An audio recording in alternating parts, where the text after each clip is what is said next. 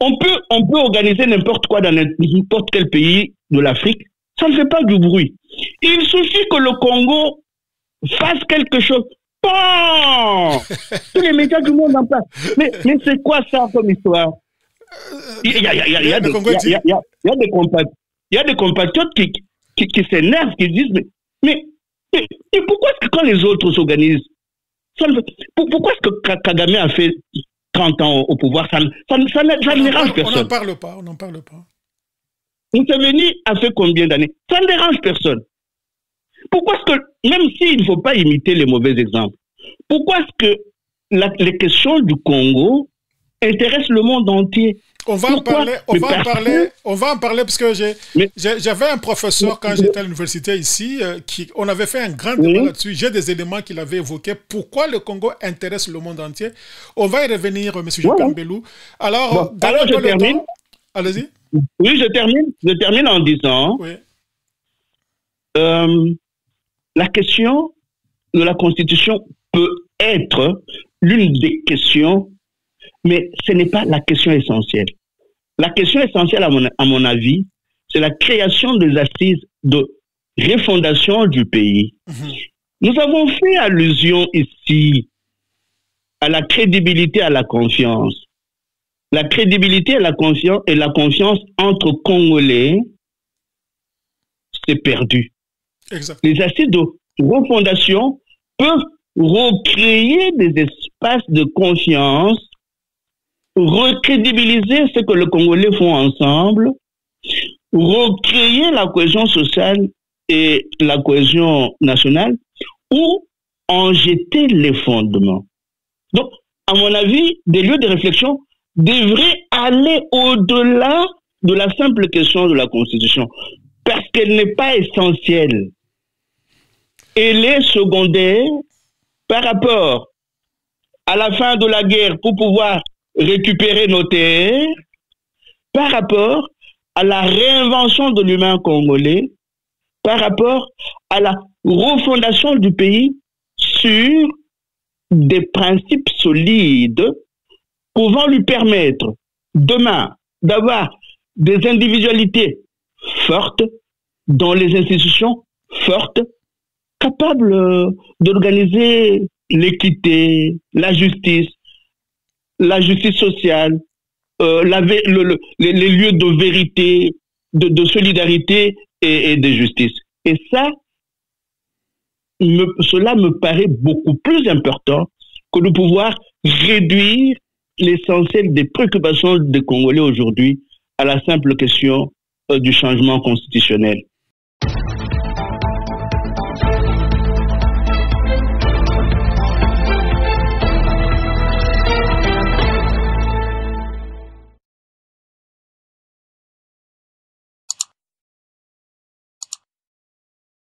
Bonjour, chers tous, vous qui nous suivez de partout sur Makolo Digital Radio-Diffusion, la radio-télévision qui émet depuis New York City avec votre serviteur de tous les temps, Don Kayembe.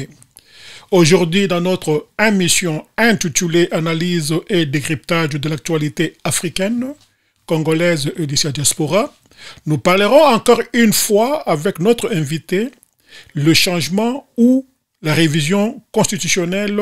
C'est selon. Notre invité n'est pas quelqu'un à présenter, c'est un analyste et philosophe congolais qui s'appelle Monsieur Jean-Pierre Mbelou.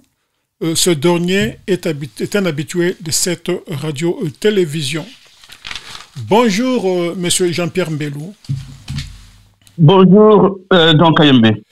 Donc, avant toute chose, je voulais vous proposer de suivre cet audio et après ça, nous allons démarrer notre émission. Donc, je vous propose de suivre cet audio. Merci. Il n'y a malheureusement pas un seul pays francophone en Afrique, parmi les meilleurs. Vous avez le Botswana, vous avez le Ghana, vous avez le Lesotho, vous avez l'île Maurice, vous avez la Namibie. Vous avez l'Afrique du Sud, voilà les pays qui sont recensés comme démocratiques parmi les tout premiers. Mais ces pays n'ont pas changé de constitution à tout bout de champ. Non.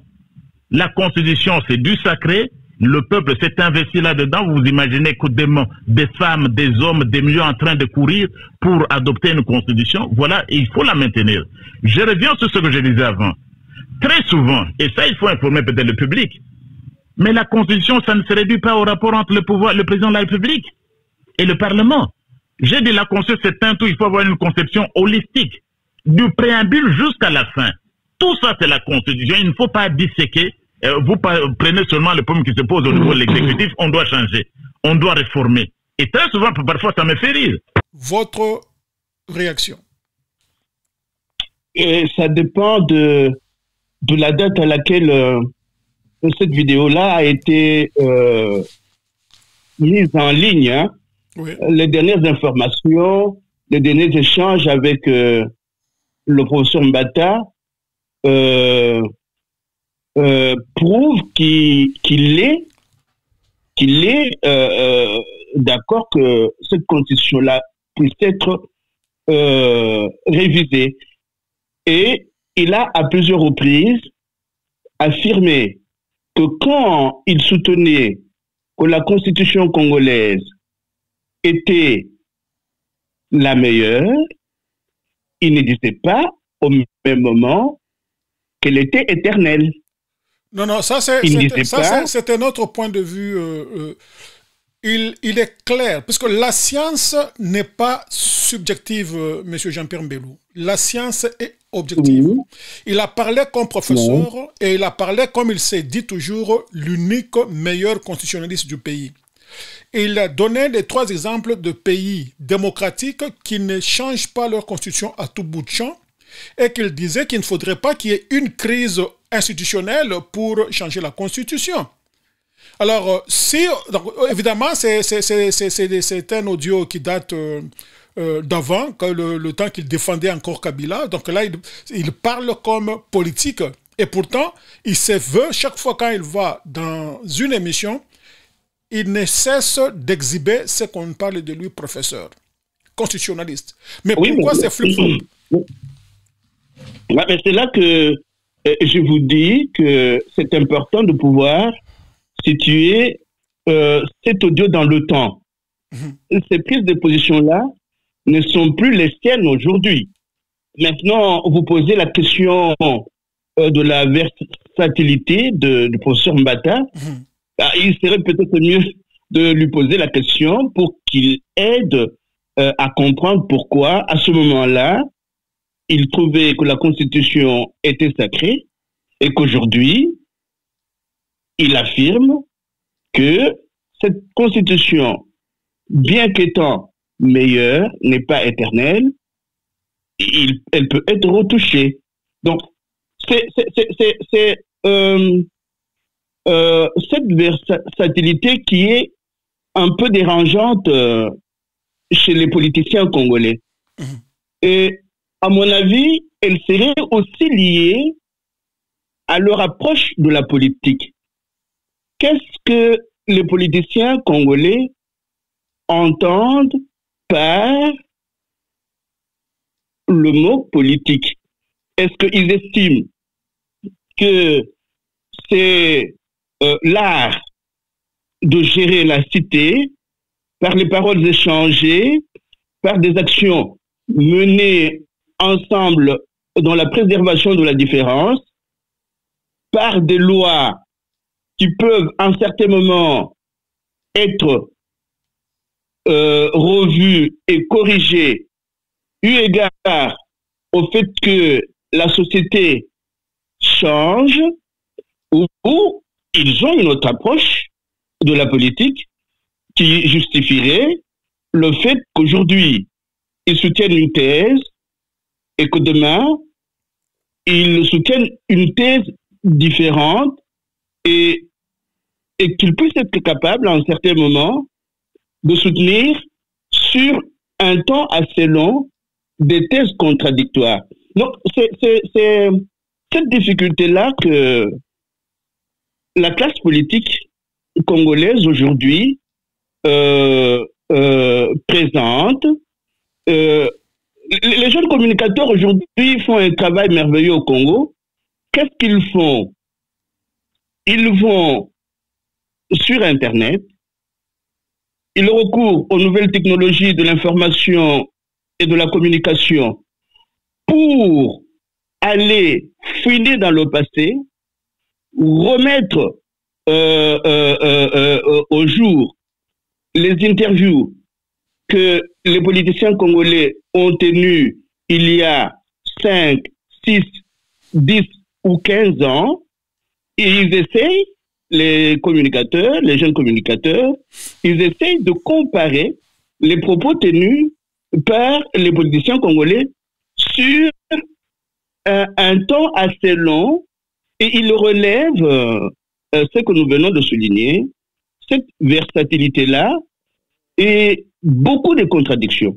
On dirait, c'est une hypothèse, que pour le politicien congolais moyen, à quelques exceptions près, être cohérent, consistant et constant sur le temps long, ça relève du miracle.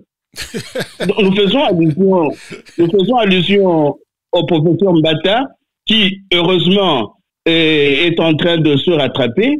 Mais si vous écoutez 3, 4, 5, 10 politiciens congolais qui, aujourd'hui, s'opposent au changement de cette constitution-là, si vous écoutez ce qu'ils disaient il y a une dizaine d'années, vous serez estomaqué.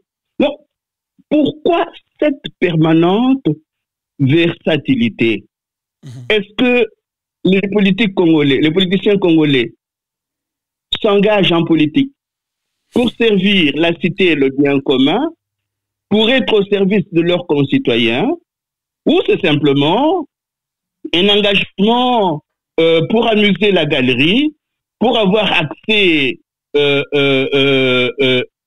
aux affaires, comme ils aiment bien le dire, ou c'est un idéal que l'on choisit pour pouvoir être au service de la cité. Donc, la question que vous posez soulève plusieurs autres questions liées au mode de fonctionnement même du politicien congolais et aussi de quelques Congolais en général. La constance, la consistance et la cohérence sur le temps long. Or, il s'avère que la politique est une question de temps long. Alors, si les politiciens congolais, je dis bien à quelques exceptions près, ne sont pas capables d'être constants, consistants, cohérents sur le temps long, qu'est-ce qui va arriver? Ils vont perdre en crédibilité et les populations qui écoutent aujourd'hui les communicateurs risquent de ne plus leur faire confiance, parce que la confiance est aussi liée au fait que celui en qui on la place présente une certaine représente une certaine crédibilité sur un temps assez long.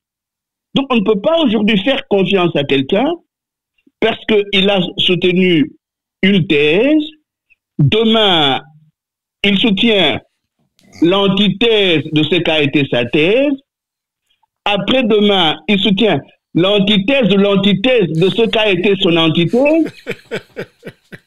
Là, on est dans la confusion totale. Et dans l'un de mes livres,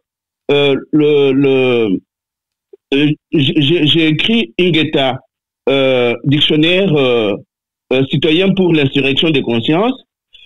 Et je m'étais déjà aperçu en 2017, je crois, que plusieurs politiciens congolais font ce qu'on appelle dans ma langue vernaculaire le tchidji.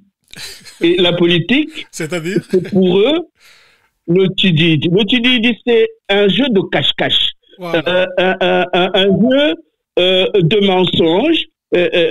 Quand on joue au Tididi dans nos villages, on dit Tushimabana Tubajankunde.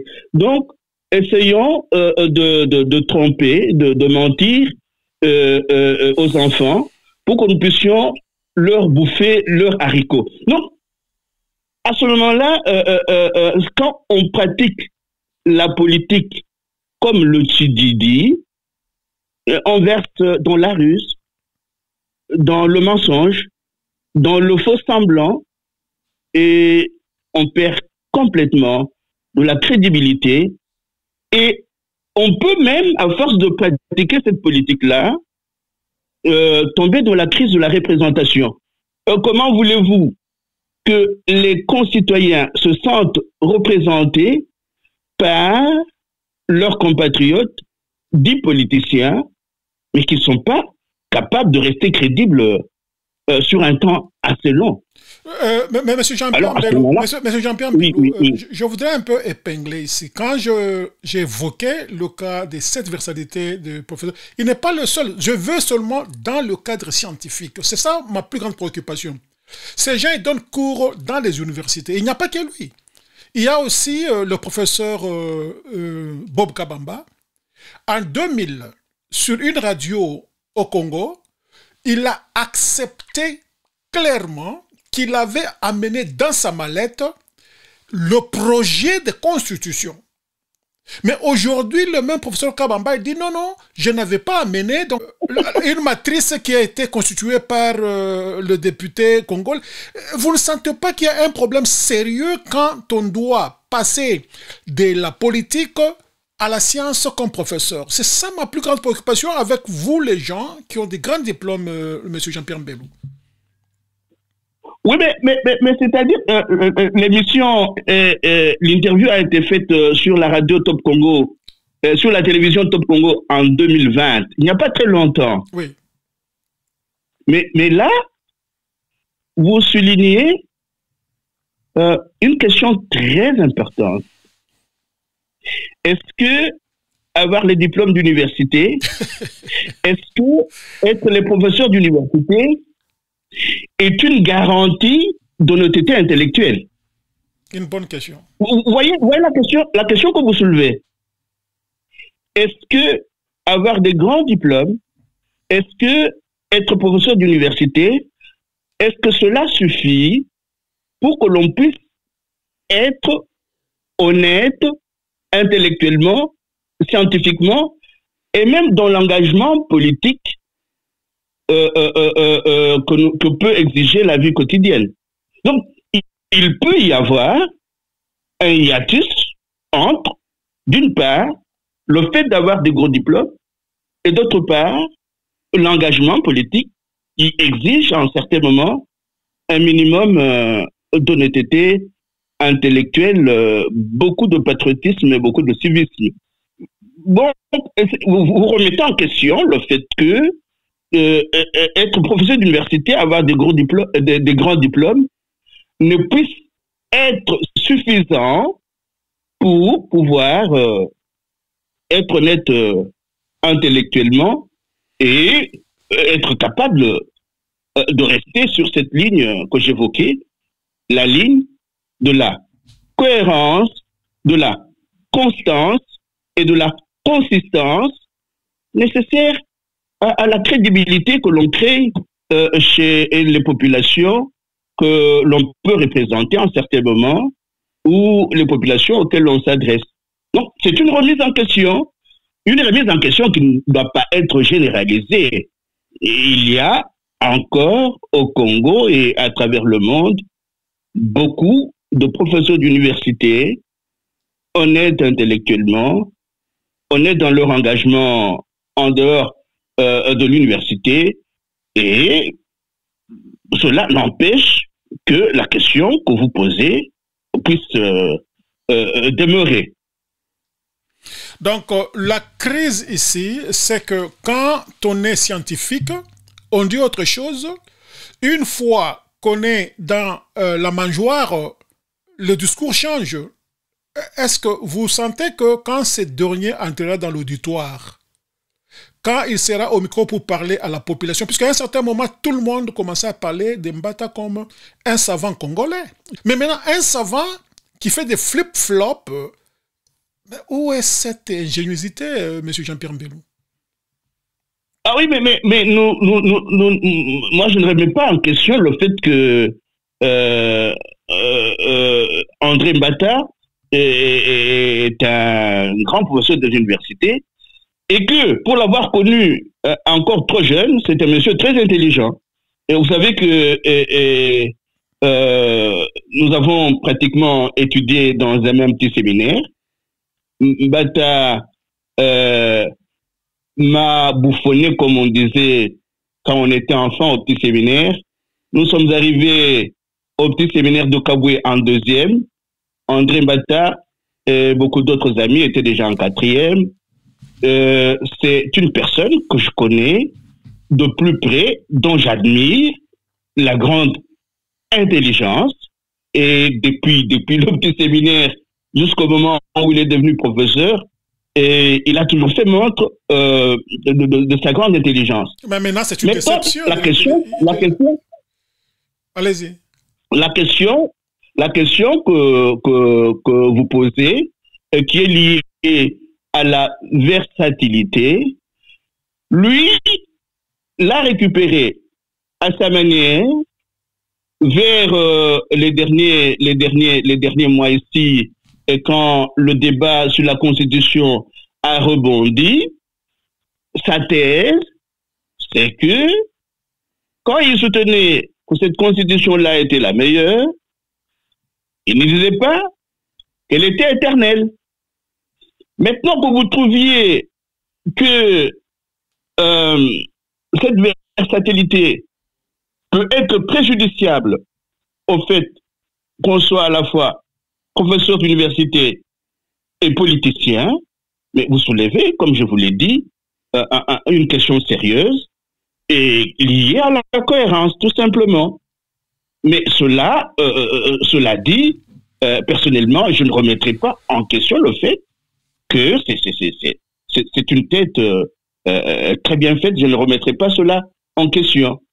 Ah non, là, il utilise maintenant sa tête pour la ruse politique et c'est pas intéressant. Alors, monsieur Jean-Pierre Mbelou, je voudrais dire ici que je vous ai spécialement invité aujourd'hui pour qu'on parle d'un sujet bien spécifique.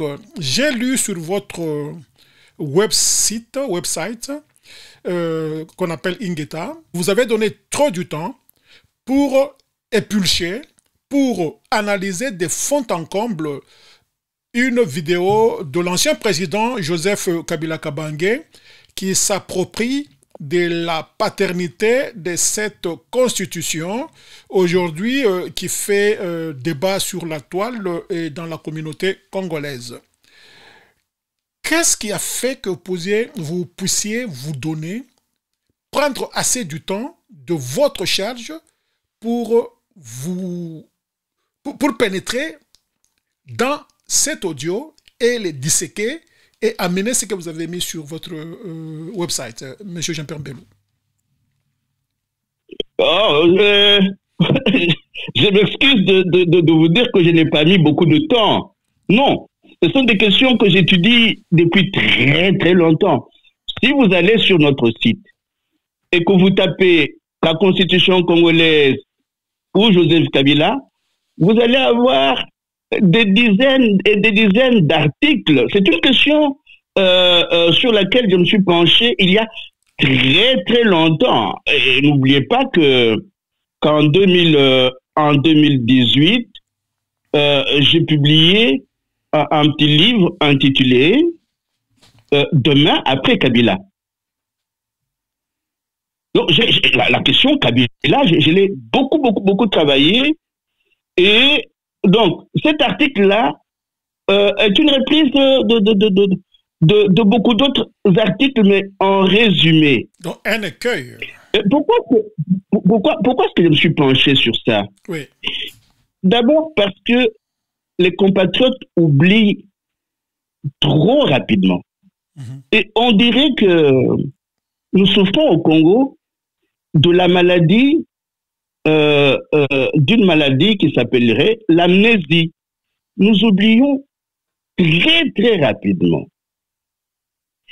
Si vous prenez cette vidéo-là, vous prenez ce monsieur-là, et vous les replacez dans le contexte où il est devenu président de la République, et puis dans le contexte où la Constitution qu'il dénomme sa Constitution a été fabriquée, vous comprenez que le débat dans lequel les compatriotes sont en train de s'engager aujourd'hui est un faux débat. Je vais vous donner quelques titres des livres produits à ce moment-là et qui se passeraient de tout commentaire si nous avions été nombreux parmi les Congolais à avoir lu ces livres-là et à en avoir retenu l'essentiel. Il y a le livre de Jean-Claude Willam intitulé « Les faiseurs de paix au Congo » et le sous-titre est très important, « Gestion d'une crise internationale dans un État sous tutelle ». C'est-à-dire, quand vous lisez ce livre, vous vous rendez compte que la constitution dont il est question, que la rencontre qu'on a appelée dialogue intercongolais et qui a eu lieu à Sun City, cette constitution-là et ce dialogue faisaient partie de ce que Jean-Claude Willam appelle la gestion d'une crise internationale dans un État sous tutelle, c'est-à-dire la crise qui sévissait au Congo n'était pas une crise congolaise, n'était pas qu'une crise congolaise, c'était une crise internationale. C'est ainsi qu'à ce moment-là, par exemple, on a retrouvé à Kinshasa ce qu'on a appelé le Comité international d'accompagnement de la transition, géré par l'Américain William Swing. Ça c'est le livre. Et sur le livre, si vous voyez la photo qui est là, vous pouvez déjà comprendre ce qui s'est passé et dans la fabrication de cette constitution-là et dans la rencontre qu'il y a eu à Sun City. Et je crois vous l'avoir dit la dernière fois, Lambert Mende, interviewé sur Top Congo, va avouer qu'à Sun City, il y a eu beaucoup d'interférences étrangères. Ils ont été manipulés par des forces étrangères. Et ça, c'est important à savoir. Ça, c'est Jean-Claude Willam qui écrit « Les faiseurs de paix au Congo, gestion d'une crise internationale dans un pays sous tutelle ». Donc, comment voulez-vous qu'on rédige une loi fondamentale propre à un pays qui est mis sous tutelle? La loi a été fabriquée pour pouvoir cautionner cette tutelle-là. Et dans la vidéo que vous retrouvez dans cet article, il y a une petite vidéo de plus ou moins 2 minutes. Mm-hmm. La vidéo est faite par Jean-Luc Schaffhauser, qui était à ce moment-là, je ne sais pas s'il est encore, député européen, et qui explique pourquoi Joseph Kabila a été placé à la tête du pays après l'assassinat de M. Kabila. Ça, c'est les faiseurs de roi, de paix, les faiseurs de paix au Congo. Mais vous prenez un deuxième livre de Pierre Péan. Le titre du livre, c'est Carnage, les guerres secrètes des grandes puissances en Afrique. Donc, ce qui s'est passé au Congo depuis les années 94, 95, 96, c'était des guerres secrètes des grandes puissances en Afrique. Et vous allez, quand vous lisez ce livre, vous vous rendez compte que la plupart des accords signés, que ce soit à Lusaka, que ce soit en Afrique du Sud, à Sun City, ces accords-là allaient dans le sens de la dépossession du Congo de ses matières premières stratégiques. Ces accords allaient dans le sens de l'accaparement des terres congolaises par des forces étrangères. Ces accords allaient dans le sens de l'implosion et de la balkanisation du pays. Comment, à ce moment-là, prétendre qu'un texte conçu dans ce contexte-là aurait pu avoir comme objectif sortir le pays du bourbier? C'est, à mon sens, aller trop loin en besogne. Et dans ce livre, Pierre Péan, échangeant avec Denis Sassou Nguesso, finit par apprendre que M. Joseph Kabila était un cheval de Troie de M. Paul Kagame et de leurs parents communs. Alors, quand le cheval de Troie de Paul Kagame affirme que la constitution dite congolaise, c'est sa constitution, et qu'au moment où il battait campagne partout au pays pour que cette constitution-là puisse être adoptée, les autres là qui aujourd'hui font semblant de se battre pour que cette constitution ne puisse pas être changée, étaient où? Ils étaient dans les bistrots et dans les ambassades. Et vous voyez qu'à travers cette petite phrase-là, il affiche son mépris pour ceux qui, aujourd'hui, ont oublié leur histoire, ont oublié que la guerre a été aussi menée contre les Congolais parce qu'on les considérait comme les BMV. Je ne sais pas si vous vous souvenez de la signification de ce sigle-là, BMV. Oui. Ça vous dit encore quelque chose? Absolument, absolument. Voilà. Donc, comme c'était... Beer, women and money. Voilà. Comme on était réduit à être ces gens-là, il était nécessaire que ces BMV puissent être dépossédés de leur pays et de leurs terres. Alors ça, il ne faut pas oublier. Donc, carnage, les guerres secrètes, des grandes puissances en Afrique.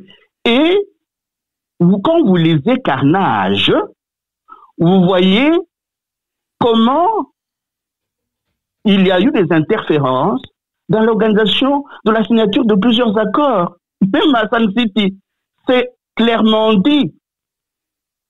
Il y a, je vais citer encore deux livres, j'en ai fini.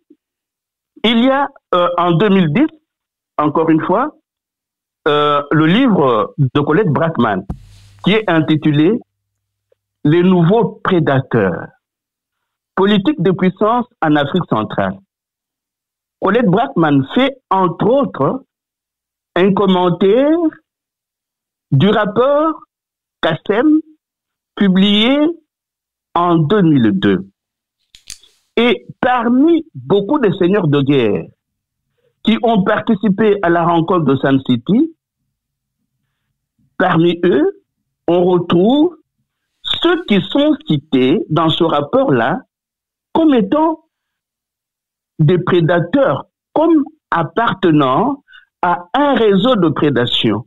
Alors, dites-moi donc, comment est-ce que des prédateurs peuvent confectionner une loi fondamentale pour un pays qu'ils sont venus piller? Mais est-ce que nous réfléchissons pas encore au Congo? Nous avons un problème. Un très sérieux problème, M. Jean-Pierre Mbelou, puisque... Donc, je cite le dernier livre. Oui.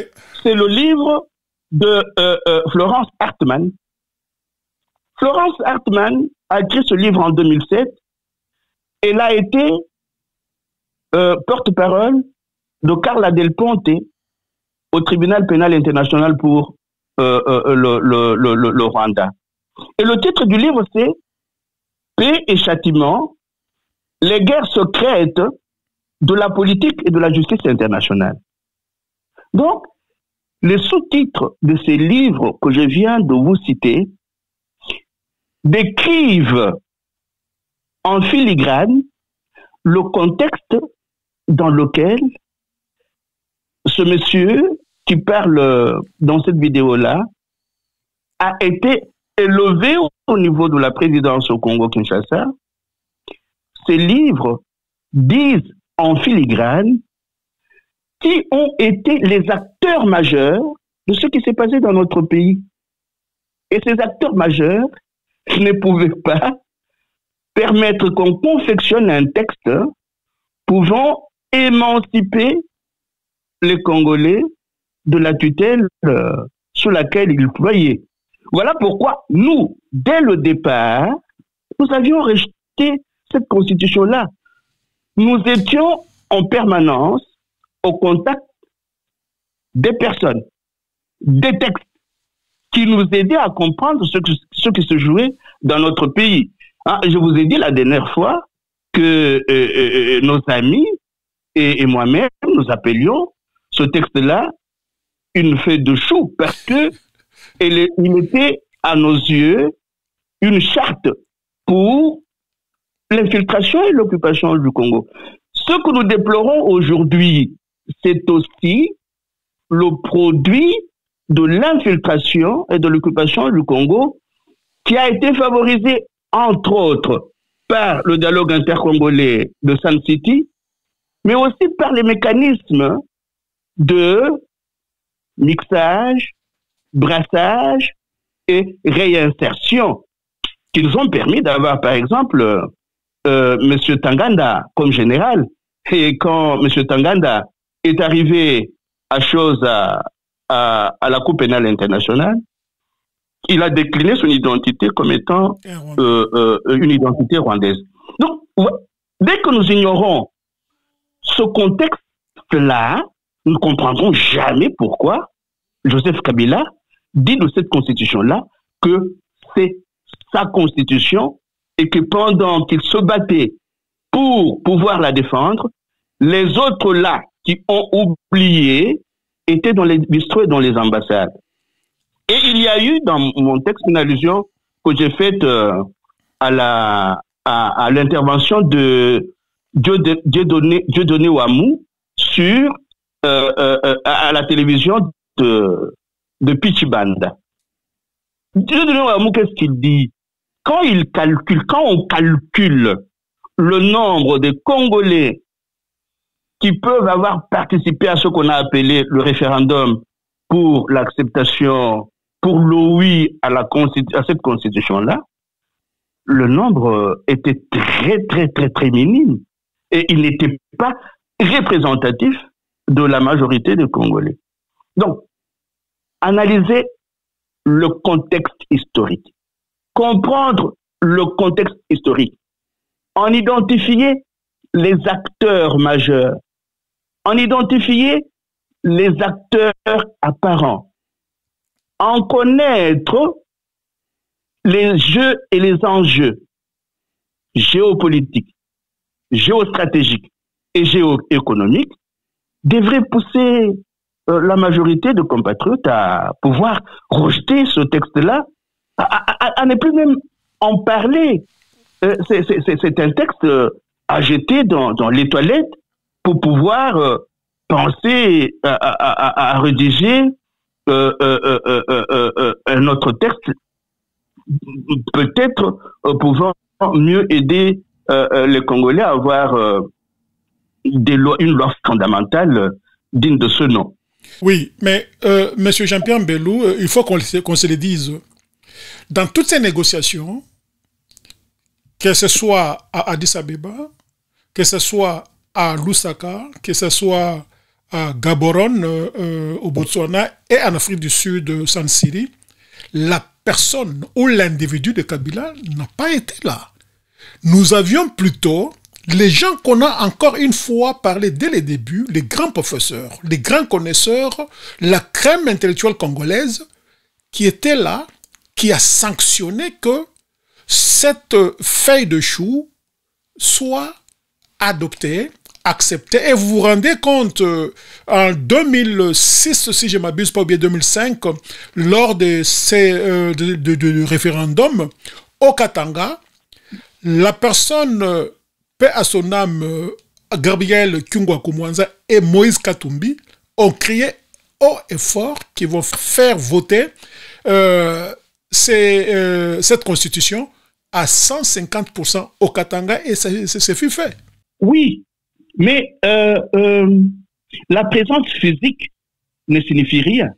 Non, ça y est, puisque vous aviez des gens intellectuellement stables, politiquement vertébrés, entre autres Kabuya Lumuna, pour ne pas parler de Bochab.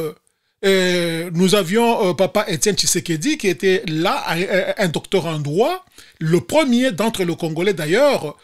Tous ces gens étaient là, ils ont fait passer cette histoire-là, Jean-Pierre Mbelou. Mais n'oubliez pas l'allusion que j'ai faite à Mende. N'oubliez pas cette allusion-là.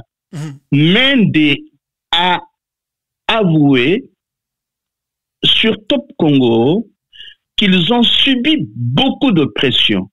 Beaucoup de pression.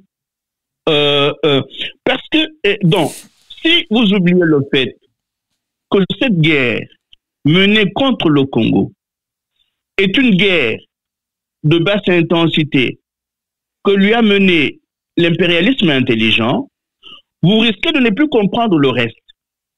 Parce que les garçons de course peuvent avoir des diplômes d'université, ils peuvent être des professeurs. Qu'est-ce que ça change? Du moment qu'ils sont des acteurs apparents, ils peuvent jouer le rôle des marionnettes et des larbins. Pourquoi est-ce que vous êtes étonné? Donc, ce que vous dites, c'est que vous êtes surpris que tout ce beau monde, à quelques exceptions près, ait eu le comportement de marionnettes, de larbins, de garçons de course. Mais ils sont tous là encore, ils sont encore tous là à la manette pour réécrire la Constitution. Ce sont les mêmes gens, les mêmes têtes, Monsieur Jean-Pierre. Oui, mais vous comprenez. C'est un peu énervant à un certain moment. Oui, c'est énervant, c'est vrai, mais vous comprenez pourquoi les amis et moi-même soutenons que même si on pouvait avoir un autre texte, le problème du Congo n'est pas que le problème des textes. Voilà. Le problème du Congo, c'est aussi le problème de la réinvention de l'humain congolais. Voilà. Ça, c'est l'une des hypothèses sur lesquelles je ne cesse de revenir ces derniers temps. Je la soutiens pourquoi? Depuis l'assassinat de Lumumba et l'assassinat de Laurent Désiré Kabila, beaucoup de compatriotes congolais ont été désorientés de manière existentielle. Dans ce contexte-là, avoir des diplômes, être des professeurs, ne signifie pas nécessairement grand-chose. Pourquoi? Parce que ces deux assassinats ont créé de la peur. Et il fallait tout faire pour ne pas ressembler à Lumumba. Sinon, on allait mourir. Il fallait tout faire pour ne pas imiter, ne fût-ce qu'un tout petit peu, Laurent Désiré Kabila. Même si lui aussi nous est venu au Congo par le canal de mercenaires, mais son revirement, à un certain moment, a inspiré certains Congolais. Alors, mais pour beaucoup d'autres, jouer le rôle d'acteur apparent. C'est ça le problème. Il y a un livre qu'on a co-publié en 2013, La République démocratique du Congo face au danger d'implosion et de balkanisation, de balkanisation et d'implosion. Et dans ce livre, il y a des beaux textes qui font la différence entre les acteurs majeurs et les acteurs apparents. Souvent, ce qui se passe dans notre pays, c'est que nous nous fions trop aux acteurs apparents. Du moment qu'ils apparaissent en de belles vestes, du moment qu'ils apparaissent avec de jolies cravates et de belles voitures, nous croyons que ce sont des acteurs.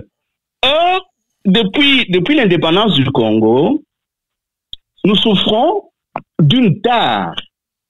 L'une des tares dont nous souffrons, c'est cette prétention à pouvoir vivre dans le même luxe que ceux qui étaient les colons au Congo, mais sans en produire les moyens. Hein, vous voyez, par exemple, les messieurs de la République de la Gombe, il y en a qui ne vivent que là. Or, ça avait été prévu, il y a un très beau livre de Jules Chomé qui y fait allusion. Ceux qui ont octroyé, les financiers qui ont joué dans l'octroi de l'indépendance politique formelle au Congo, ne voulaient pas que les Congolais s'occupent de leur indépendance économique. Ils disaient qu'il suffirait qu'on leur donne des grosses maisons, des grandes voitures, qu'on leur donne des belles parcelles dans les communes les plus huppées pour qu'ils nous laissent tranquilles et que nous puissions nous occuper de l'économie. Donc, il y a, au départ, après l'octroi de l'indépendance politique, il y a cette tare-là qui n'a pas du tout déserté la majeure partie de la classe et intellectuelle et politique congolaise. Donc, si nous ne guérissons pas de cette tare-là, le Congo fera toujours le rond-point. Nous sauvons trop les apparences.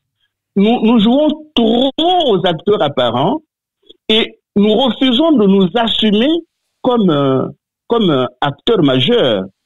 Et ceux qui savent recourir à la politique de diviser pour régner s'en servent et nous laissent jouer le petit rôle d'acteurs apparents. Alors, vous, à ce moment-là, donc Kayembe, vous dites, mais ce sont des professeurs d'université, ce sont des intellectuels. Oui, mais qui ont accepté, parce qu'ils ont été désorientés existentiellement, qui ont accepté, consciemment ou inconsciemment, de jouer le rôle d'acteur apparent.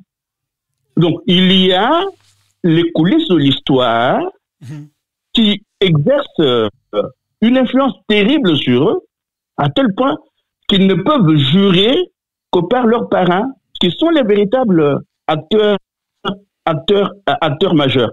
Alors, ce qu'il nous faudrait, c'est la réinvention de l'humain congolais pour qu'il devienne acteur majeur de sa destinée, qu'il puisse transformer ce destin en une destinée et qu'il en devienne, qu'il puisse en devenir le démiurge. C'est ça la magie, c'est ça le défi que le pays a relevé en essayant de réinventer l'humain congolais. Exactement. Il y a deux éléments que j'ai retenus là-dessus. Je me rappelle en 2010 ou 2011, le feu cardinal Monsengo était ici aux États-Unis, à Washington. Nous lui avons posé la même question. Il a dit, le devenir du Congo est dans le main de vous, les jeunes. Et pour que le Congo marche, il faudrait absolument et impérativement refaire d'abord l'homme congolais.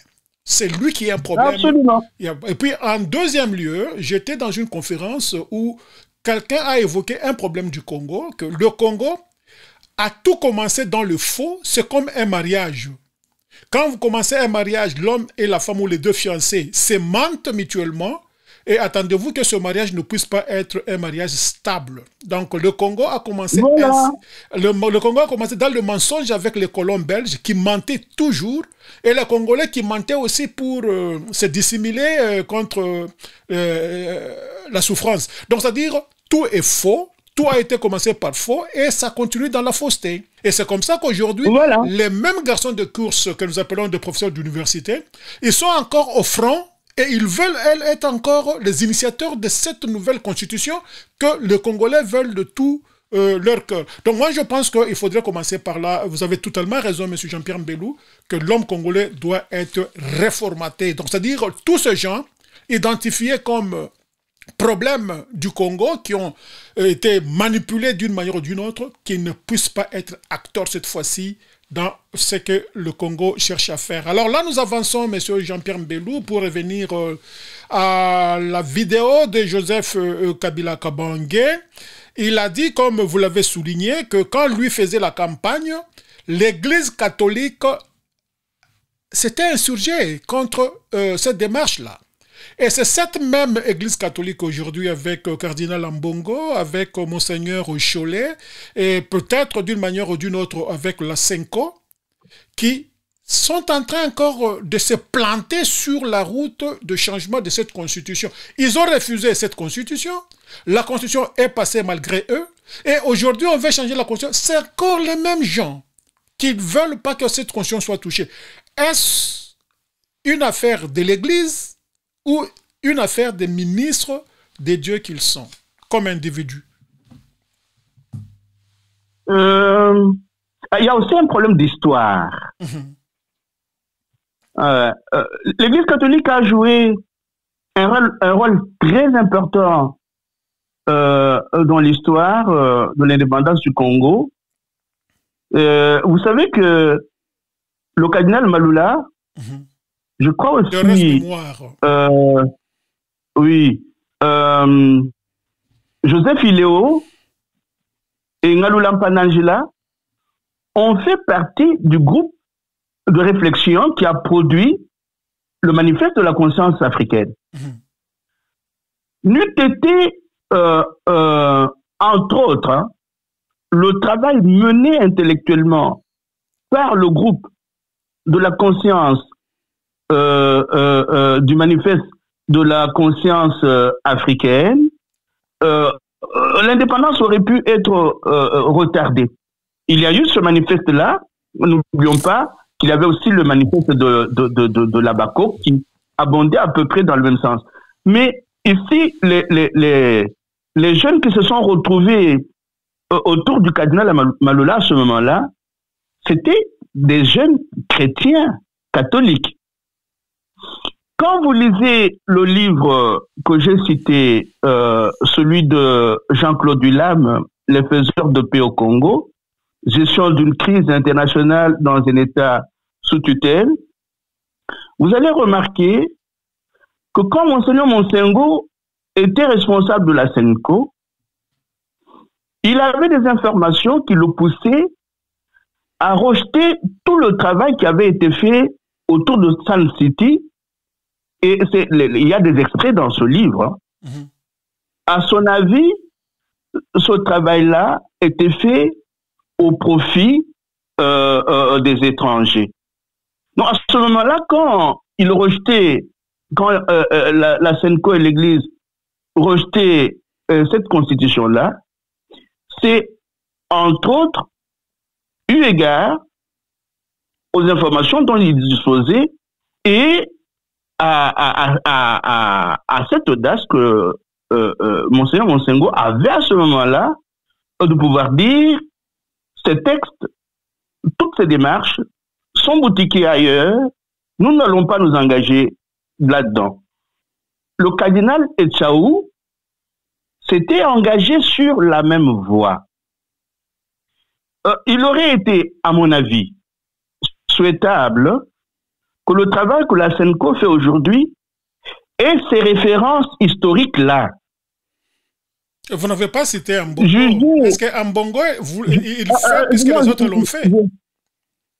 Non, c'est-à-dire, avoir les références historiques aurait pu aider le cardinal Lambongo et Monseigneur Cholet à voir un peu les démarches déjà entreprises par l'Église dans le contexte où le texte a été produit. Cela aurait pu peut-être leur mettre une puce à l'oreille pour dire « Mais regardez, le travail a été déjà fait, ça avait été déjà rejeté. » Parce que c'est la même Église. Donc, moi, je me pose la question sans rien affirmer. Est-ce qu'il n'y a pas un problème de continuité dans la lecture des textes des prédécesseurs dans l'Église aujourd'hui? Une Église, c'est aussi la tradition écrite. Écrite et transmise. C'est supposé que dans les archives de la SENCO, il y a les déclarations du cardinal, de Monseigneur Monsengo et du cardinal Echaou. Est-ce qu'on ne pourrait pas aller feuilleter les archives et voir comment eux, à ce moment-là, avaient essayé d'aborder la question, de l'approfondir et de faire des propositions? À mon avis, si cet exercice-là est fait, il serait possible que nos supérieurs hiérarchiques puissent revoir les positions qu'ils sont en train de prendre aujourd'hui pour éviter ce que nous reprochons aux intellectuels, aux professeurs d'université et aux politiciens, pour éviter la versatilité. Parce que la versatilité, à un certain moment, peut porter préjudice à la crédibilité et à la confiance. Donc cet exercice-là, je souhaite que nos supérieurs hiérarchiques puissent s'y adonner à un certain moment donné pour qu'il y ait une continuité historique. C'est ce que je peux émettre comme point de vue là-dessus. Oui, je vous écoute. Alors, qu'à dire pour ceux qui disent que donc l'attitude particulièrement du cardinal Ambongo et de Monseigneur Cholet semble donner, avec un peu de recul, une animosité contre le président Tshisekedi. Puisque tout ce qui vient de Tshisekedi est automatiquement rejeté par les deux ministres des dieux. Qu'est-ce qu'il y a? Automatiquement, sans aménagement d'ailleurs. Non, il y a des écueils dans notre pays là contre lesquels nous devrions nous battre. Nous individualisons trop les questions. C'est la quinoiserie, ça. Qu'elles soient politiques ou culturelles, on individualise trop. C'est-à-dire, il y a des camps qui se forment rapidement autour des personnes. Exactement. Et on verse facilement dans le culte de la personnalité. Tout à fait. À ce moment, le culte de la personnalité, à un certain moment, ne permet pas de pouvoir émettre des jugements rationnels et raisonnables. Donc, je pense, nous parlons de la réinvention de l'humain congolais, mais il y a aussi, du point de vue des débats, cette individualisation des questions collectives. On les centre trop autour des individus et ça crée des polémiques dont on a du mal à se départir. Dès qu'on a lié une question à quelques individus, à un certain moment, on transforme tous les arguments qui peuvent être avancés, on les transforme facilement en rejet, en haine, Donc, mais le péché est capital à ce moment-là, c'est que on verse facilement dans le culte de la personnalité. Est-ce qu'il ne serait pas important pour le salut public congolais que nous apprenions à débattre sans trop individualiser les questions? Alors, à ce moment-là, on pourrait aussi combattre un peu le culte de la personnalité et accepter des remises en question, mais aussi accepter le débat contradictoire. C'est-à-dire, l'Église catholique fait partie de la société civile. Elle peut émettre ses points de vue, mais elle n'a jamais dit que ces points de vue remplacent l'Évangile. Donc, le danger que le pays court aujourd'hui, c'est d'exclure l'Église catholique ou certains de ses membres du débat public. Or, nous avons évoqué le cas de Maloula ici. Maloula a pris, en certains moments, des positions très courageuses comme prêtre de l'Église catholique. En certains moments, il a eu même des problèmes avec le président Mobutu. Donc, ce qui se passe aujourd'hui, ce n'est pas de la nouveauté du tout. Mais est-ce que ce qui se passe aujourd'hui ne devrait pas nous inciter à dépassionner les débats? Je crois que l'un des problèmes fondamentaux que nous avons aujourd'hui, c'est de pouvoir débattre en argumentant de façon raisonnable et rationnelle, mais aussi en évitant ce que on pourrait appeler la défaite de la raison. La défaite de la raison, c'est ce refus du débat rationnel et raisonnable, mais aussi le rejet de l'histoire.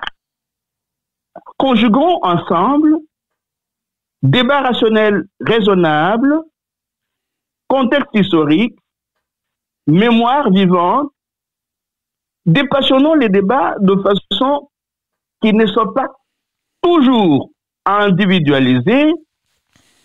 Essayons de nous départir du culte de la personnalité et les vaches seront bien gardées. Exactement. Ok, alors, monsieur Jean-Pierre Mbelou, ce que vous dites là, c'est très capital, puisque quand quelqu'un va à l'encontre d'une idée lancée par le président de la République, il est de l'opposition, il est corrompu, il est du côté du Rwanda. Alors, j'ai l'avant-dernière question. Le président de la République, M. Félix-Antoine Tshisekedi Tshilombo, a lancé en octobre l'idée de changement de la Constitution. Il a dit à Kisangani, je veux mettre en place une commission qui va étudier la faisabilité pour changer cette histoire de Constitution qui n'est pas adaptée à notre réalité. Donc automatiquement, l'idée était qu'il faut changer la Constitution. Il part à Lubumbashi, il dit personne, et alors personne ne peut me l'empêcher en tant que garant des institutions de la République. Et quelques jours passés, cette fois-ci à Kalemi, il dit j'ai lancé l'idée de réflexion et personne ne peut empêcher les autres Congolais de réfléchir sur oui ou non s'il faut revoir ou changer la Constitution. Les trois éléments mis ensemble, qu'est-ce que ça vous dit, M. Jean-Pierre Mbelou, venant du président de la République? Je pars du dernier élément. Il m'intéresse beaucoup. Oui. Il m'intéresse beaucoup parce que moi, je crois en la force de l'intelligence collective. Ce n'est pas parce que c'est le président Félix Tshisekedi qui le dit, mais les pays qui veulent aller de l'avant doivent pouvoir organiser des lieux de la palabre. Vous savez donc, aujourd'hui, quand nous parlons de la démocratie, la tendance que nous voulons, nous avons envie de prendre, c'est de croire que c'est une invention qui nous vient d'ailleurs. Non, mais non. Mais nos arbres à palabres de l'Afrique traditionnelle, c'est d'ailleurs le sujet qui sera au cœur de mon prochain petit livre qui va sortir probablement au début de l'année prochaine, La Tradicratie ouverte. La palabre était permanente. Il y a, j'ai ici chez moi un livre d'un historien très important de l'Afrique de l'Ouest Joseph Kizerbo. À quand l'Afrique? À quand l'Afrique? Non, à quand l'Afrique? Joseph Kizerbo revient sur la palabre africaine. Il explique même la raison pour laquelle dans le vocabulaire, on le taxait de débat oiseux. Pourquoi? Parce que la palabre prenait beaucoup trop de temps. Elle prenait beaucoup trop de temps parce que ceux qui l'organisaient cherchaient à pouvoir entendre tout le monde, même celles que l'on croyait être exclues sous l'arbre à palabre l'Afrique traditionnelle, les femmes. Donc, créer des lieux de réflexion sur des questions d'intérêt général, c'est indispensable à un pays. Vous savez, donc, dernièrement, il y a eu en Russie, là, une rencontre ça s'organise régulièrement, le club Valdai. Il fallait voir le nombre d'intellectuels venus de presque toute l'Asie qui se sont mis à réfléchir sur l'avenir de l'Asie et du monde. Pourquoi est-ce que nous ne pouvons pas comprendre qu'il est temps que dans un pays aussi grand que le nôtre, nous puissions avoir le temps d'organiser régulièrement des lieux de rencontre pour nous penser, pour produire de l'intelligence collective. Et les questions qui se posent à notre pays demanderaient que ces lieux-là soient organisés. Vous savez, vous avez peut-être déjà perdu votre langue vernaculaire ou vous ne la connaissez pas du tout. Moi, je la connais encore. Dans mes livres, j'y fais souvent allusion. On disait dans notre langue vernaculaire, Bajin Kabuka Tunga, Bajin Kabuka Faung. Donc, ceux qui ont leur petite collectivité, leur petit pays, ont leur lieu de rencontre. Donc, privilégier la réflexion, c'est important. Si vous lisez l'article que j'ai publié aujourd'hui sur Lumumba et le nous congolais, je reviens sur le fait que l'idée comme possibilité de mettre ensemble les sujets individuels et les actions collectives est indispensable à l'avancement des pays et de notre pays, comme on a eu un monsieur comme Lumumba qui avait proposé la voie de la constitution des grands mouvements au sein desquels toutes les tendances pourraient se retrouver et débattre sans restriction. Donc, l'idée de créer des lieux de réflexion, l'idée de créer une commission chargée d'étudier la question, mais c'est une idée convenable, quitte à y inclure tout le monde. Exact. Vous savez, on pourrait reconduire, j'en parle dans mes articles en faisant allusion à ce que j'appelle, je dénomme en imitant les amis de l'Afrique de l'Ouest, les assises de la refondation. On pourrait demander à l'Église catholique, comme on les lui a demandé en 90-92 pour l'organisation de la conférence nationale souveraine, présidez-nous cette commission-là. Mais qui n'avait pas abouti. Que les décisions... Pardon? La conférence nationale, c'était la catastrophe de l'Afrique. Mais il n'avait pas... Vous savez pourquoi il n'avait pas abouti? Non. Voilà, un autre débat. Voilà, parce on va en parler. Beaucoup de Congolais, quand on parle de la conférence nationale souveraine, ils ne font pas de lien entre cette conférence et la guerre. Si les institutions de la transition avaient été mises en place, on se serait battu et débrouillé à notre manière. Ça a pris trop de temps. Puisque la même, c'était une vague, Jean-Pierre Mbelou, cette histoire-là de conférence nationale, c'était pas une émanation congolaise, c'était toute l'Afrique, et surtout l'Afrique francophone, tout le monde avait ça. Au Togo, on avait ça. Mais les gens là ont fait 2 semaines, ils ont terminé, 1 mois, ils ont terminé. Mais chez nous, ça nous a pris 1 année et 6 mois. Mais pourquoi? C'est les Congolais. Les Congolais, je vous avais posé une question la fois passée. Quand les Congolais se retrouvent, ils ne veulent pas finir. On y reviendra peut-être une autre fois. Oui. Et n'oublions pas que le Congo est un enjeu mondial. Dès que nous perdons de vue le fait que le Congo est un enjeu mondial, nous pouvons débattre du soir au matin, du matin au soir, nous nous entendrons jamais. Le Congo, donc, une parenthèse, je reviens à ce que je disais. On peut organiser n'importe quoi dans n'importe quel pays de l'Afrique, ça ne fait pas du bruit. Il suffit que le Congo fasse quelque chose. Bon, tous les médias du monde en parlent. Mais c'est quoi ça comme histoire? Il y a des compatriotes qui s'énervent, qui disent mais pourquoi est-ce que quand les autres s'organisent, pourquoi est-ce que Kagame a fait 30 ans au pouvoir, ça ne dérange personne? On n'en parle pas. Museveni a fait combien d'années? Ça ne dérange personne. Pourquoi est-ce que, même s'il ne faut pas imiter les mauvais exemples, pourquoi est-ce que les questions du Congo intéressent le monde entier? On va en parler parce que j'avais un professeur quand j'étais à l'université ici, on avait fait un grand débat là-dessus. J'ai des éléments qu'il avait évoqués. Pourquoi le Congo intéresse le monde entier? On va y revenir, M. Jean-Pierre Mbelou. Alors je termine. Allez-y. Oui, je termine en disant la question de la Constitution peut être l'une des questions, mais ce n'est pas la question essentielle. La question essentielle, à mon avis, c'est la création des assises de refondation du pays. Nous avons fait allusion ici à la crédibilité, à la confiance.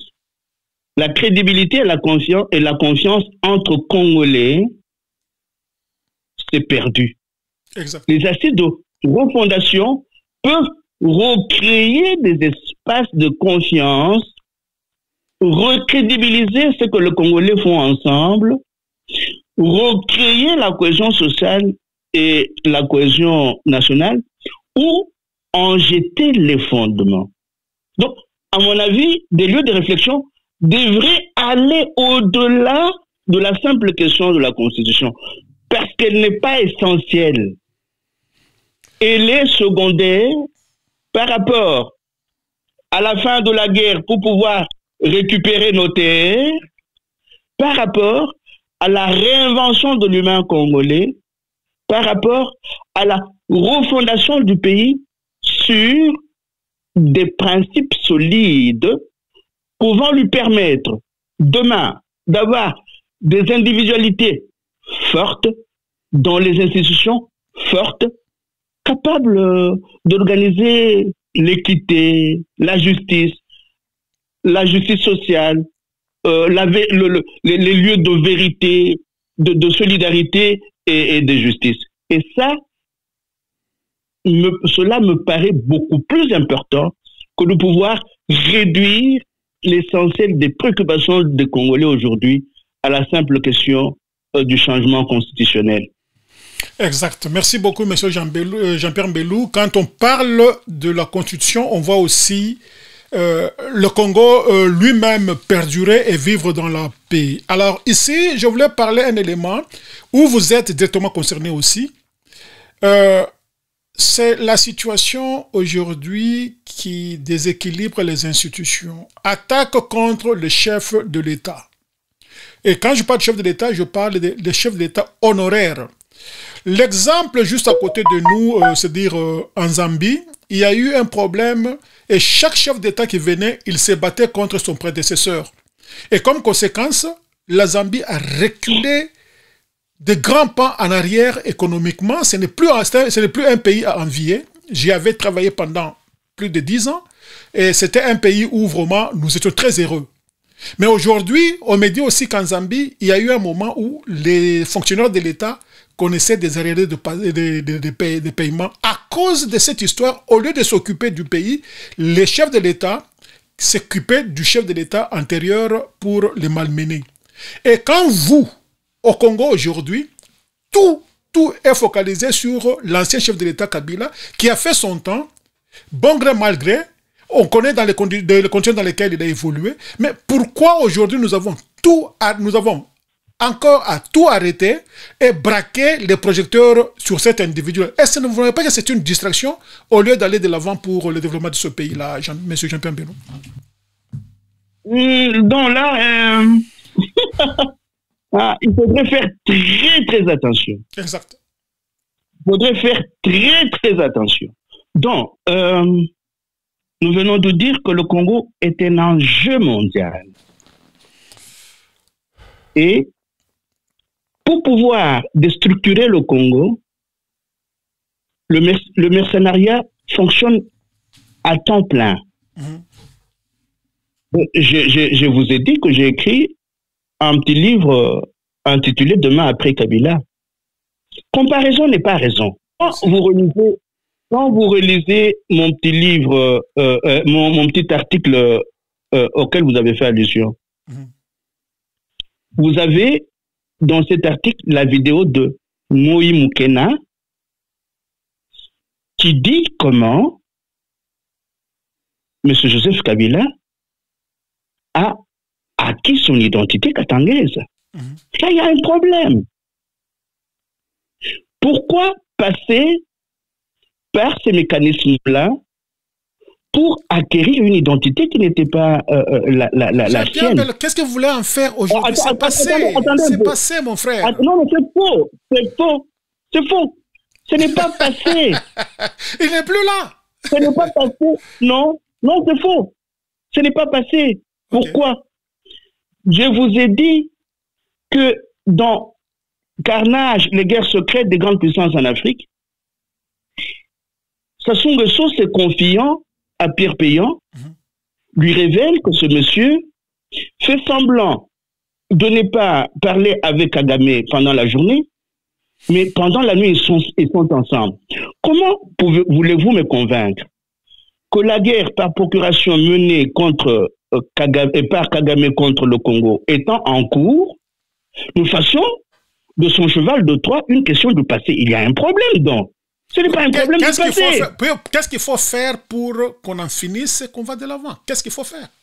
On ne peut pas aller de l'avant. On ne peut pas aller de l'avant en minimisant le rôle des infiltrés au Congo. Qu'est-ce qu'il faut faire? C'est ça la question, M. Jean-Pierre Mbello. Que faut-il faire pour qu'on arrête? Oui. Non. Oui, voilà. En principe, c'est quelqu'un qui devrait être arrêté. Et après? Oui, on le met en prison et la vie du pays continue. Pourquoi est-ce qu'on l'a retiré? Qu'est-ce que vous gagnez? Il a usurpé l'identité congolaise. Oui. Il a infiltré les institutions congolaises. Il a déstructuré le Congo de l'intérieur. Et maintenant, je me rends compte que vous avez aussi déjà oublié ce qu'on a appelé Congo hold-up. Est-ce que vous vous rappelez qu'il y a eu un Congo hold-up? Oui. Est-ce que vous vous rappelez qu'il y a eu Panama Papers? Yeah. Est-ce que vous vous rappelez qu'il y a eu Kamouina Sapou? Yes. Dans ma ville natale, oui. Des hommes et des femmes tués, et dernièrement avec Fonarez, on a pleuré parce que la justice n'a jamais été rendue. Alors, pour revenir à Sun City, on avait prévu une commission justice, vérité et réconciliation. Si cette commission avait été mise en place et qu'elle avait fonctionné normalement et que M. Joseph Kabila avait été, on l'aurait entendu et il aurait par exemple prouvé son innocence dans tout ce qu'il y a eu et on le laisserait tranquille. Mais cette commission n'a jamais fonctionné. Voilà les casseroles que le pays traîne et qui feront qu'il n'avance pas. Ce n'est pas parce que simplement on a de l'attention tournée vers ce monsieur-là. Non, c'est parce que il y a eu des étapes de notre histoire qui n'ont pas été assumées. Pourquoi après Sun City, il n'y a pas eu cette commission-là, vérité et réconciliation? Monsieur Jean-Pierre, nous sommes en train de tourner autour du pot. Je dis ceci. Non, on ne tourne pas. Les peuples qui oublient leur histoire ne peuvent pas aller de l'avant. On n'oublie pas, mais on cherche l'essentiel. Qu'est-ce que nous gagnons dans tout ça? On les met en prison d'accord et après?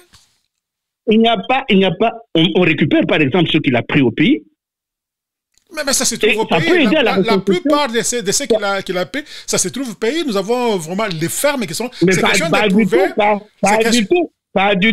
Okay. Pas du tout. Congo Hold Up a montré qu'il y a des histoires qui se trouvent dans les paradis fiscaux. Nous avons un problème. Nous voulons aller rapidement en faisant table rase du passé. Les pays, vous savez, on peut tout dire de ce monsieur qui a attaqué l'Ukraine, mais il est capable de vous raconter l'histoire de son pays par cœur à partir du VIe siècle. Pourquoi? Parce que les mêmes passions du passé reviennent. Nicolas Machiavel a un texte allant dans ce sens-là. Les peuples qui négligent leur passé sont obligés à pouvoir le reprendre. Donc, encore une fois, je n'aimerais pas me limiter à l'individu en tant que tel, mais je dis, notre histoire a commis des bourdes en refusant, et surtout pour la période actuelle, en refusant de mettre en place une commission justice, vérité et réconciliation. Ça nous aurait apporté quoi? Ce que ça a apporté à l'Afrique du Sud. Si aujourd'hui les présidents sud-africains vivent sur leur sol, même si Zuma a eu des difficultés avec la justice, il est sur le sol sud-africain. Pourquoi? Parce que eux ont réussi à mettre en place la commission vérité et réconciliation. Voilà pourquoi nous en appelons régulièrement aux assises de refondation. Ça irait dans le même sens. Parce que les choses ne marchent pas. Pourquoi? Les mêmes amis d'hier ne s'entendent pas, ils se mettent les uns contre les autres, ils vont prendre les armes, ils tuent la population, après, ils refont leur amitié, ils disent « Ah, nous sommes des amis, nous sommes des frères, oublions le passé ». Mais demain, quand certains auront ce qu'ils appellent pouvoir et que les autres les envieront, ils vont encore aller chercher les armes. Monsieur Jean-Pierre Mbello, le problème est ailleurs. Monsieur Jean-Pierre Mbello, le problème est ailleurs. L'homme congolais doit être réformaté. Tout ce que nous disons, ce sont des principes, mais ces gens-là, ils savent comment ils s'organisent. Vous avez suivi avec une professeure, je pense, de la Belgique, qui a dit la gestion du Congo est dans les mains de 500 à 800 amis et familles. Donc, c'est-à-dire, tout ce que nous pouvons dire, nous le disons, c'est-à-dire, il y a ce qu'on dit « real politics ». Donc, les gens là qui c'est... Non, encore une fois, ce n'est pas parce que c'est une professeure qui l'a dit que je crois pas, moi. J'ai appuyé son idée, sa philosophie. Parce que le Fonds monétaire international et la Banque mondiale sont encore au Congo. Oui. Et dis-moi qui contrôle ton argent. Celui qui contrôle ton argent se moque de qui fait tes lois. Exact, on est réductionniste. Je ne confonds pas dans mes approches les acteurs apparents parce qu'ils ont des vestes et des belles voitures avec ceux qui contrôlent notre monnaie et qui se moquent de nos lois. Voilà pourquoi nous et les amis, nous disons que jusqu'à ce jour, ce qui perdure au Congo, c'est la colonisation. Donc, je ne peux pas prétendre prendre les acteurs apparents, dire que ce sont eux qui gèrent le Congo. Non, ce sont, pour la plupart, à quelques exceptions près, des capitaux médaillés de l'ordre néocolonial. C'est différent que de pouvoir leur attribuer les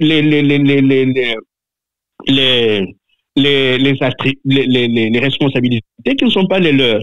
Donc, le jour que nous sortirons de la néocolonisation, après avoir réinventé l'homme congolais, À ce moment-là, nous pourrons tenir un autre discours.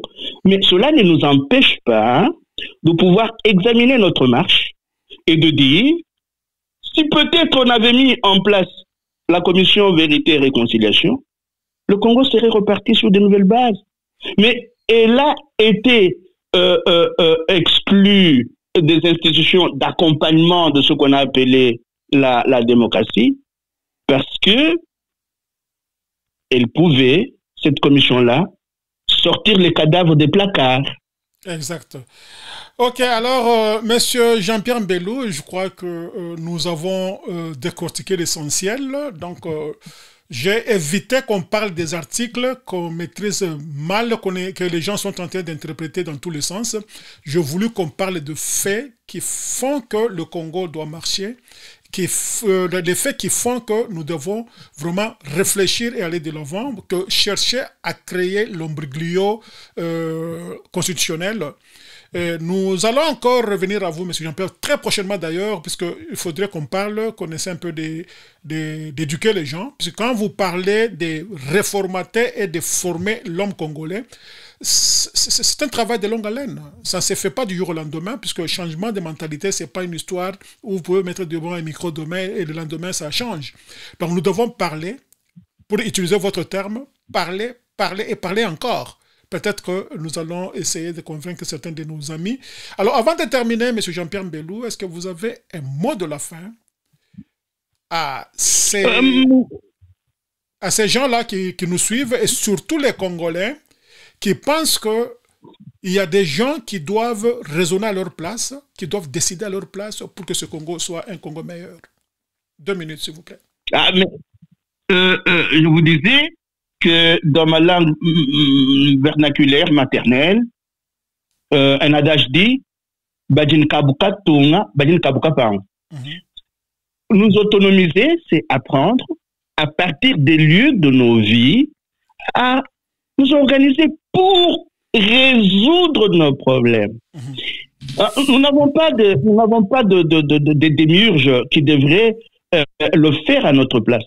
Notre problème, l'un des problèmes congolais, c'est d'attendre la manne du ciel. La manne est déjà tombée une fois dans l'histoire biblique. Elle ne tombera jamais. L'homme gagnera sa vie par la sueur de son front. Il est temps que les fils et les filles de notre peuple comprennent que s'organiser en collectif citoyen à partir de la base, cela fera qu'ils deviennent forts et qu'ils pèsent dans la balance des hommes au pouvoir, aux affaires, comme on dit chez nous. S'ils attendent tout de ceux qui sont aux affaires, ils risquent d'être déçus. Il est temps, en attendant la réinvention de l'humain congolais, de créer des espaces de réinvention du collectif congolais.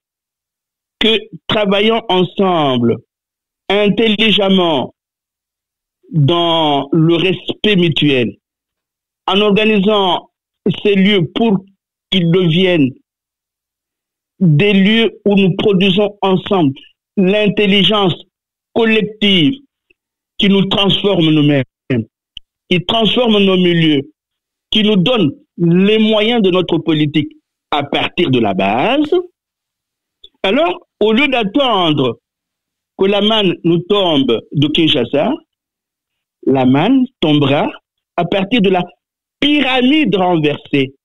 Alors là, nous pourrons nous dire à partir de la base que nous sommes le peuple d'abord. Le peuple d'abord ne va pas être formaté par une petite équipe qui viendrait de Kinshasa. Non, elle naîtra des lieux de la palabre organisés à partir de la base, des initiatives citoyennes que nous pourrons imposer à ces gens-là qui viennent de Kinshasa pour leur dire nos besoins, c'est construire une route, nos besoins, c'est avoir de l'électricité, nos besoins, c'est avoir des énergies. Et si vous n'y répondez pas, vous ne nous représentez pas. Créer à partir de la base un rapport de force qui incite les gouvernants à pouvoir travailler à l'autonomisation des collectifs citoyens à la base. Et c'est de là que pourra petit à petit sourdre l'idée de la souveraineté, de l'émancipation politique, de l'indépendance politique, si la base, avec ses veilleurs et ses éveilleurs, accepte de s'organiser en collectif citoyen, de mener des actions ensemble pour pouvoir, comme nous le chantons dans notre hymne national, bâtir un pays plus beau qu'avant. Une autre personne ne le fera pas à la place des collectifs à la base de notre société, des collectifs autonomisés et créant leur lieu de la palabre permanente pour pouvoir répondre à leurs problèmes essentiels. Merci. Alors, pour terminer, je vais aborder dans le même sens ce que Mobutu avait dit, que les Aïrois ne pouvaient pas attendre que quelqu'un d'autre vienne faire le bonheur à leur place, à moins que le Congolais ou les Aïrois de l'époque puissent démissionner soit individuellement, soit collectivement, pour que cette manne, pour que ce bienfait vienne de l'extérieur. Donc nous devons le faire nous-mêmes, par nous-mêmes, avec nous-mêmes. Merci beaucoup, monsieur Jean-Pierre Mbelou. C'était donc avec grand plaisir que nous vous avons reçu encore une fois de plus sur nos antennes. Et comme je le dis, vraiment, on va recourir à vous très prochainement, puisque les enjeux sont encore très cruciaux, que nous aurons encore besoin de votre intervention pour éduquer encore notre peuple. Merci beaucoup et à la prochaine. Merci bien, non, à la prochaine. Bye bye. Alors, à vous tous qui nous suivez du début jusqu'à la fin, nous vous disons grand merci. Vous avez suivi avec intérêt l'intervention de M. Jean-Pierre Mbelou, que chaque fois quand il passe sur ses antennes, il donne de la matière et nous voyons que c'est une tête bien faite. Donc, nous essaierons toujours à l'amener dès que possible. C'était votre serviteur de tout le temps, Don Kayembe, depuis New York City, sur Makolo Digital Radio-Diffusion. En attendant, ciao! À la prochaine dans notre prochain numéro.